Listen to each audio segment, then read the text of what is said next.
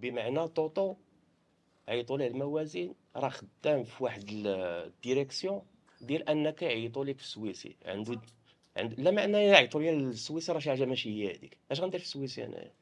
ما عندي حتى شي فيس انترناسيونال، ما عندي الا جيت لتما راه التخربيق هذاك، واش فهمتي؟ تما يبدا التخربيق، واش فهمتي كيفاش؟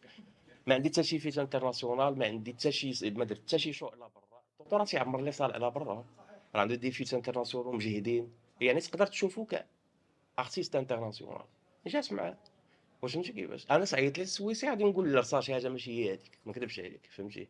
سينو السؤال الاول ديال انني مع الداودي، بالعكس انا كما كتبت في واحد البوست، حنا في المغرب دابا الا جيت نبقى نقول ديك لا ما خصنيش تطلع مع الشعبي وكذا، غادي نرجعوا لديك زعما انا عنصري، زعما نرجع انا في ديك التكليخه ديال حنا صحاب ياو حنا صحاب ياو وما نطلعوش مع الاخرين. واش فهمتي علاش؟ انا مغربي، الداودي مغربي، تندير الراب مغربي، تيدير شعبي مغربي. واش فهمتي؟ لا تنسوا تشتركوا بالقناة وتضغطوا على زر الجرس. شكراً.